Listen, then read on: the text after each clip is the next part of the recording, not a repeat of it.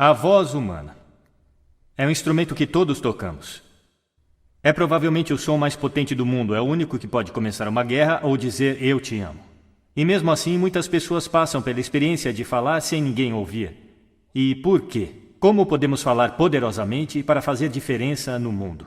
O que eu gostaria de sugerir é que existem alguns hábitos que precisamos afastar. Eu reuni aqui, para seu prazer, 7 pecados mortais da fala. Não tenho a pretensão de dizer que é uma lista completa, mas esses 7 pecados, eu acho, são grandes hábitos nos quais todos podemos cair. Primeiro, fofoca. Falar mal de alguém que não está presente. Não é um bom hábito e sabemos muito bem que a pessoa que fofoca, 5 minutos depois, estará fofocando sobre nós. Segundo, julgar. Conhecemos pessoas como nessa imagem. É muito difícil escutar alguém se você sabe que está sendo julgado e condenado ao mesmo tempo.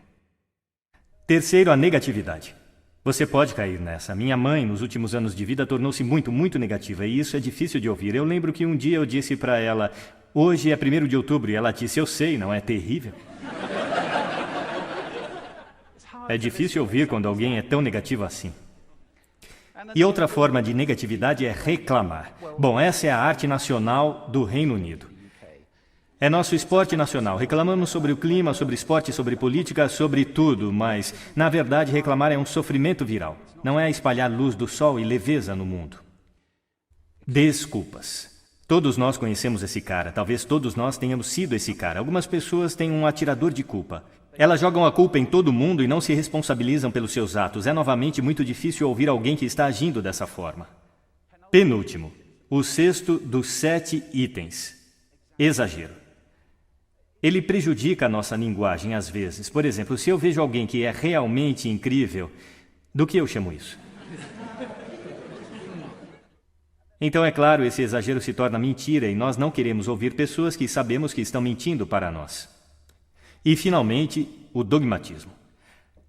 A confusão de fatos com opiniões. Quando essas duas coisas se confundem, você está ouvindo na direção oposta, alguém está bombardeando você com suas opiniões e como se fossem a verdade. É difícil. Então aqui estão eles, os 7 pecados mortais da fala. São coisas que eu acho que precisamos evitar. Mas há uma forma positiva de pensar sobre isso? Sim, existe. Eu gostaria de sugerir que há 4 bases, fundações, sobre as quais podemos ficar se queremos que o nosso discurso seja poderoso e para fazer a diferença no mundo. Felizmente, essas coisas soletram uma palavra. A palavra é hail, granizo, e ela tem uma grande definição também. E eu não estou falando sobre o material que cai do céu e o acerta na cabeça. Eu estou falando sobre essa definição. Cumprimentar ou aclamar entusiasticamente, que é como as nossas palavras serão recebidas se ficarmos sobre essas 4 bases. Então, o que elas representam? Vejam se conseguem adivinhar.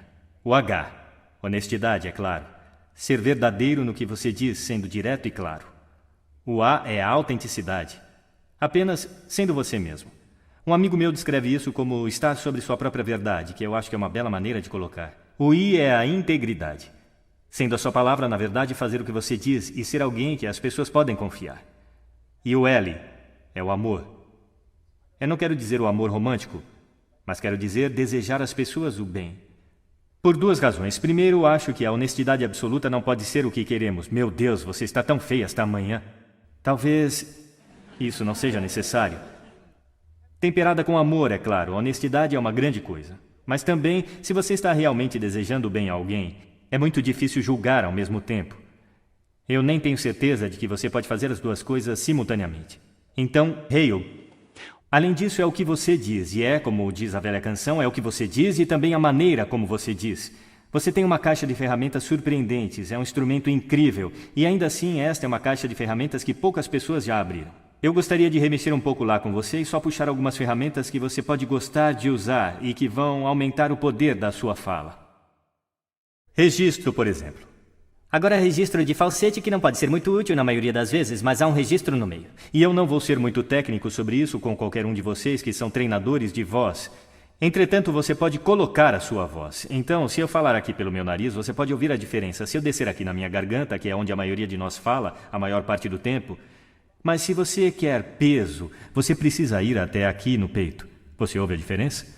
Nós votamos em políticos com vozes mais graves. É verdade? Porque associamos profundidade com poder e autoridade. E isto é registro. Então nós temos o timbre. É a forma como a sua voz é sentida. Mais uma vez, a pesquisa mostra que preferimos as vozes que são ricas, suaves e quentes, como o chocolate quente. Bom, se você não é assim, isso não é o fim do mundo, porque você pode treinar. Contrate um treinador de voz. E há coisas incríveis que você pode fazer com respiração, com postura e exercícios para melhorar o timbre. E agora a entonação. Eu amo entonação. Esta é a metalinguagem que usamos para lhes conferir significado. É uma raiz de sentido na conversa. As pessoas que falam tudo em uma nota só são realmente muito difíceis de ouvir se eles não têm entonação alguma. É daí que o mundo monotônico vem, ou monótono, monotom.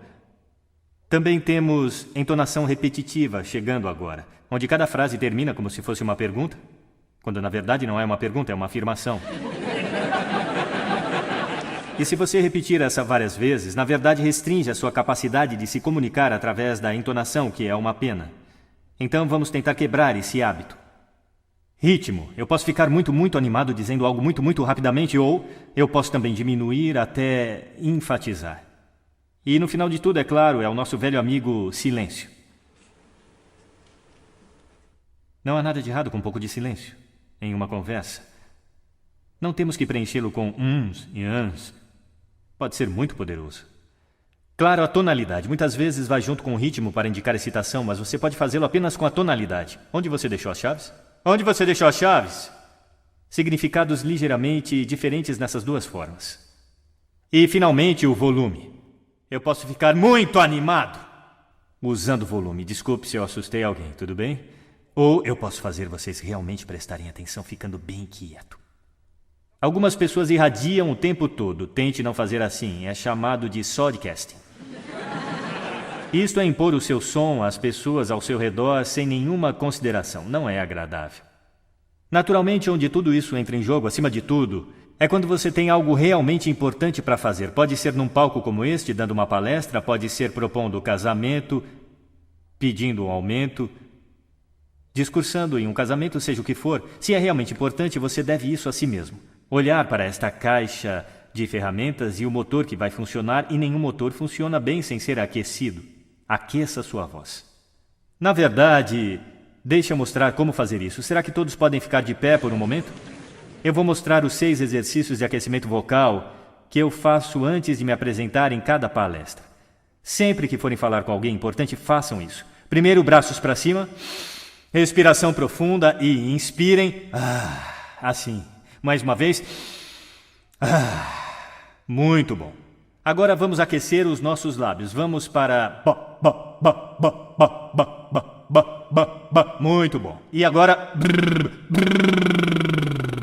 Igual quando você era criança. Agora seus lábios devem ganhar vida. Vamos fazer o seguinte com a língua, exagerando. Lá.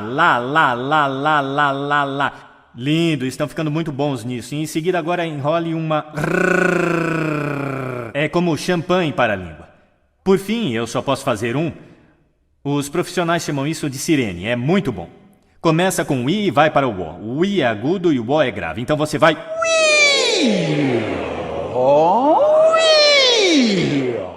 Fantástico, uma salva de palmas para vocês. Sentem-se, obrigado. Da próxima vez que falarem, façam isso com antecedência. Agora deixe eu colocar isso no contexto para fechar. Esta aqui é uma questão séria. Este é o lugar onde estamos agora, certo? Não falamos bem com pessoas que simplesmente não estão ouvindo num ambiente que tem muito ruído e acústica ruim. Eu falei sobre isso neste palco em diferentes fases. O que seria o mundo caso estivéssemos falando poderosamente para as pessoas que estavam ouvindo conscientemente em ambientes que eram aptos para o propósito? Ou, para fazer isso um pouco maior, o que o mundo seria caso estivéssemos criando e consumindo sons conscientemente e projetando todos os nossos ambientes para o som de forma consciente? Isso seria ótimo. Seria um mundo que soa bonito e aquele em que o entendimento seria a norma. E essa é uma ideia que merece ser espalhada. Obrigado. Obrigado.